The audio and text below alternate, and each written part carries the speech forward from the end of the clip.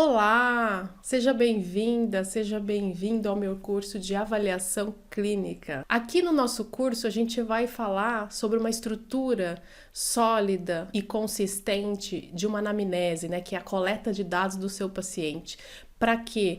Para nos proporcionarmos uma boa avaliação clínica. Mas antes da gente entrar nesses tópicos, né, de eu listá-los, eu quero dizer para você que assim, eu vou passar, claro, para vocês toda uma estrutura, né, de anamnese e avaliação, mas nas entrelinhas, em alguns momentos específicos, eu vou dar muitas dicas para você. Às vezes o paciente chega muito destoante, por exemplo, isso já aconteceu no meu consultório. Uma paciente chegou com um decote muito grande, uma roupa muito curta, uma maquiagem excessiva, muito perfume, toda sorridente, de um jeito assim que parece que a pessoa não estava em sofrimento. Então, claro, conhecendo a paciente, eu fui percebendo, né, e diagnosticando e associando com o psiquiatra e conversando com o psiquiatra que ela estava entrando num quadro de mania. A mania, né, faz parte do transtorno bipolar tipo 1, que era o diagnóstico dela. Então, uma questão relevante para falar sobre aparência é no atendimento online. Até agora eu tô falando da questão na clínica presencial. Mas no atendimento online, né, eu pratico atendimento online há muitos anos, muito antes da pandemia, inclusive, que começou a se praticar com mais frequência, né? Então, esse ambiente online, ele traz um caráter mais informal. Então, porque a gente está entrando, entre aspas, na casa do paciente. Então, o paciente, às vezes, está no sofá, com o celular, assim, né, balançando, inclusive. Às vezes o paciente, eu já atendi pacientes deitados na cama de roupão, de pijama, né? E tudo isso pode nos trazer algumas ideias de que o paciente está um pouco descuidado, ele está com uma energia baixa, ele não está com disposição, né? Grande parte dos pacientes que chegam com essa hostilidade, né, ou um pouco críticos, ou um pouco receosos, tipo, vamos ver qual é que é, acabam ficando e aderindo ao processo terapêutico. Inclusive, eu tenho um exemplo de caso de um paciente homem, né, que me procurou há uns anos atrás.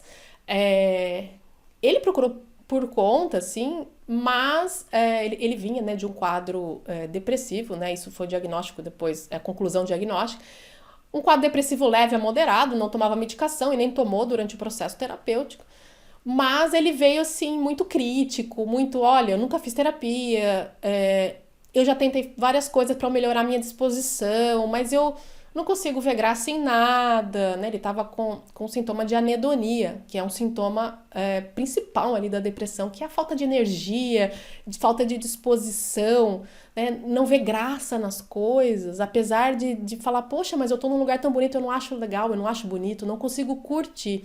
Quero falar também para você como é o perfil profissional do terapeuta cognitivo comportamental. Primeiramente, um profissional ativo no processo, tá? E interativo. E sempre estimulando essa interatividade com o paciente, né? Uma atitude colaborativa entre os dois. Então, essa é a base do vínculo, né? Numa terapia cognitivo-comportamental. Esse modo ativo no processo terapêutico, ele se caracteriza por muitas intervenções que a gente faz. Então, a gente vai delinear, né, como vai fazer o plano de ação ali, a gente vai falar para o paciente, olha, vamos lá, vamos ver, você acha que isso vai dar certo ou aquilo? Como que é? Tudo dentro de um script ali, né, tudo dentro de um hall de possibilidades, mas a gente mostra as variáveis para o paciente. Olha, geralmente, se você for por esse caminho, a probabilidade de dar certo, ela é alta. Por quê? Porque os estudos mostram e mensuraram que se você agir dessa forma, você tem uma alta chance de... Temos agora o tópico sono, padrão de sono do nosso paciente, tá? Então, a gente precisa entender e perguntar quantas horas você dorme, de que horas até que horas você fica mais produtivo do dia, isso também é muito importante, né? Qual é esse padrão, né? Se o paciente fala, eu durmo por 8 horas, como que é o sono, como que é a qualidade do seu sono? Por quê? Porque o paciente que tem uma insônia, né, a gente tem 3 tipos de insônia: insônia inicial, insônia intermediária e insônia terminal. A insônia inicial é aquela em que o paciente demora para pegar no sono, a cabeça fica cheia de pensamentos, fica pipocando.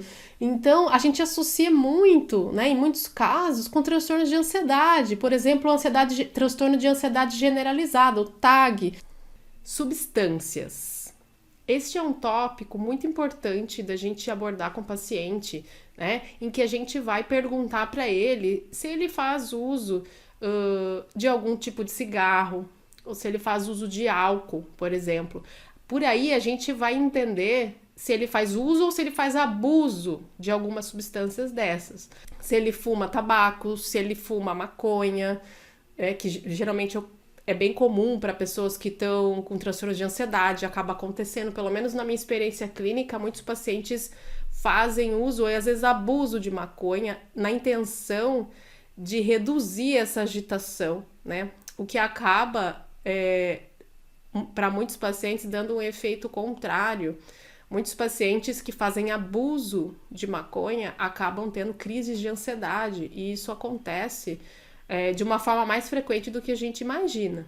Já teve vários namoros, vários relacionamentos ou não, tem uma dificuldade de conhecer pessoas, de manter um relacionamento, e como que é hoje, né? É conturbado, não é?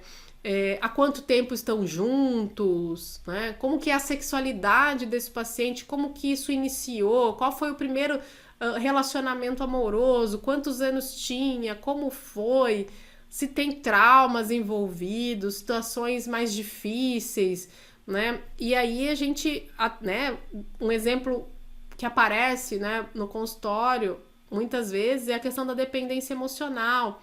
Pessoas que têm muito medo de serem abandonadas, pessoas que acabam entrando e mantendo relacionamentos tóxicos, tá? É você entrar no universo da pessoa que está sentada na sua frente. É isso. Psicoterapia é isso. É a gente entrar e sentir o que a pessoa está querendo nos passar. Sentir o que a pessoa está sentindo. Claro, sem nos envolvermos, né, emocionalmente, mas é entender. É tipo, às vezes aquele paciente está dizendo, e às vezes você está querendo encaixar naquilo, mas e aí às vezes não consegue, tem uma dificuldade, não, mas e onde entra isso, essa informação? Olha para o fenômeno que está na sua frente e pense, o que eu não estou vendo?